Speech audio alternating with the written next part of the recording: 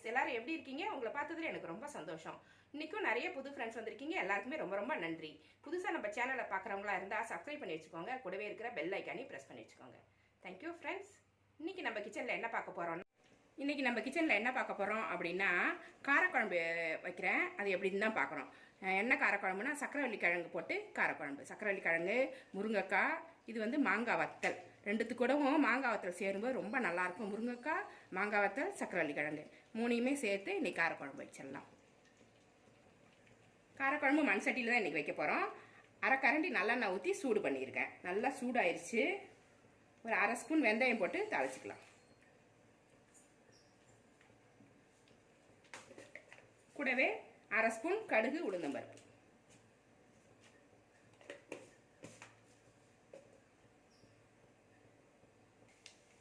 கடுகும் வெந்தயமும் பொரிஞ்சிருச்சு. கருவேப்பிலை, வெங்காயம் ஒரு 100 கிராம் அளவுக்கு கட் பண்ணி வச்சுருக்கேன். அது மாதிரி ஒரு பூண்டு உரிச்சு இது கூடவே சேர்த்து வச்சுருக்கேன். இது ரெண்டுத்தையுமே இது உள்ள போட்டு, பூண்டு, வெங்காயம், சின்ன வெங்காயம் போட்டிருக்கேன். சின்ன வெங்காயம்னா காரக்குழம்புக்கு ரொம்ப டேஸ்ட்டாக இருக்கும். பெருசாக இருந்ததெல்லாம் 2 போட்டிருக்கேன். சின்னதாக இருந்துச்சுனாக்கா முழுசாக போடுங்க, அப்போ தான் நல்லாயிருக்கும்.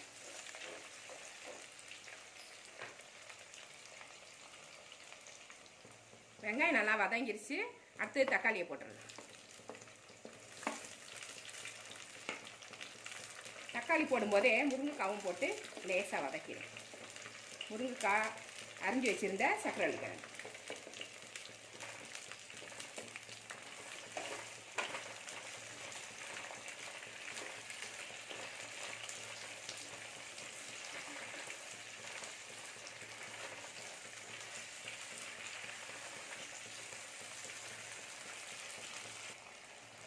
ஒரு எலுமிச்சை மழை அளவு புளி 2-3 தடவையாக கழுவி வடிகட்டி எடுத்துகிட்டு வந்திருக்கேன்.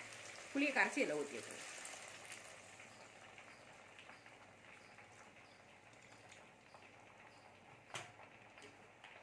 காரத்துக்கு வந்து குழம்பு மிளகா பொடி எடுத்திருக்கேன். குழம்பு மிளகாத்தூள், மஞ்சள் பொடி அரை ஸ்பூனு, உப்பு தேவையான அளவு எடுத்திருக்கேன். எல்லாத்தையுமே இதில் போட்டு நல்லா கலரி. காய் பாதி வேகும் போது தான் நம்ம வந்து மாங்காய் வத்தல் போடணும். இல்லைனாக்கா முன்னாடியே போட்டிங்கன்னா ரொம்ப குழஞ்சி போயிடும். எல்லா காய்கறிலையும் ஓவராக புளிப்பு ஏறிடும். மாங்காவோட புளிப்பு பாதியில் போட்டிங்கன்னா புளிப்பு ஏறாது, கரெக்டான டேஸ்ட்டில் வரும். இது நல்லா கொதிக்கட்டும். காயெல்லாம் வெந்துருச்சு.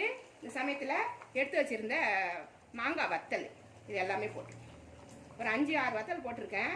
போதும், ஒரு குழம்புக்கு 5 வத்தல் 6 வத்தல் போட்டாலே போதும். அதிகமாக போட்டிங்கன்னா ரொம்ப புளிப்பாக இருக்கும். இது கூடவே ஒரு துண்டு வெல்லம் போடுறேன் நான்.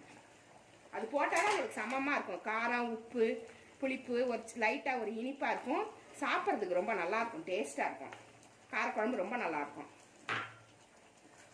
உப்பு காரம்லாம் செக் பண்ணிக்கோங்க, பத்தலைன்னா போட்டுக்கோங்க.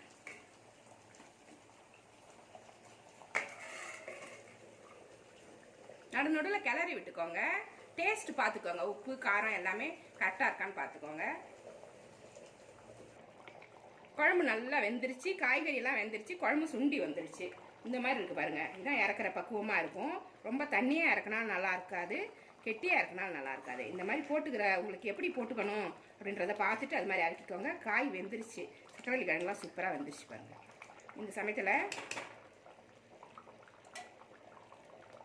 அப்படியே இறக்கணும்னாலும் இறக்கிக்கோங்க, உங்களுக்கு விருப்பம். கொஞ்சமாக நல்லெண்ணெய் ஊற்றிக்கோங்க மேலே, அப்போ தான் டேஸ்ட்டாக இருக்கும் காரக்குழம்புலாம். நல்லெண்ணெய் ஊற்றி மூடிட்டு ஒரு 5 நிமிஷம் சிம்மில் வச்சுட்டு எடுத்துக்கலாம். 5 நிமிஷம் ஆயிடுச்சு. அடுப்பை நிறுத்திடலாம். ஸ்டவ்வை நிறுத்திட்டு இப்போ எடுத்து காமிக்கிறேன். நம்ம ஊற்றின எண்ணெயெல்லாம் மேலே பிரிஞ்சு வந்துருச்சு. இப்போ தான் டேஸ்ட்டாக இருக்கும். குழம்புல எண்ணெய் இல்லைன்னா ரொம்ப நல்லா இருக்காது, ட்ரையாக இருந்துச்சுனாக்கா.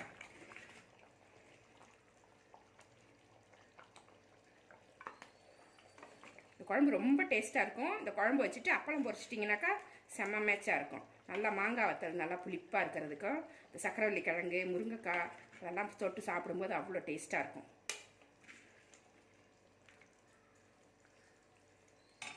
ரெடி ஆனதுக்கப்புறம் இது மாதிரி இருக்கும். ரொம்ப சூப்பராக இருக்கும், டேஸ்ட்டாக இருக்கும். சாதத்துக்கும் போட்டுக்கலாம், இட்லி தோசைக்கும் தொட்டுக்கலாம். ரொம்ப நல்ல குழம்பு இது. இதை ட்ரை பண்ணி பாருங்கள். இந்த ரெசிபி உங்களுக்கு பிடிச்சிருந்தா நம்ம சேனலை சப்ஸ்கிரைப் பண்ணிக்கோங்க. கூடவே இருக்கிற பெல் ஐக்கானையும் ப்ரெஸ் பண்ணி வச்சுக்கோங்க. லைக் பண்ணுங்கள், ஷேர் பண்ணுங்கள், கமெண்ட் பண்ணுங்கள். இவ்வளோ நேரம் என்னோடய வீடியோவை பார்த்த எல்லாருக்குமே நன்றி. Thank you friends.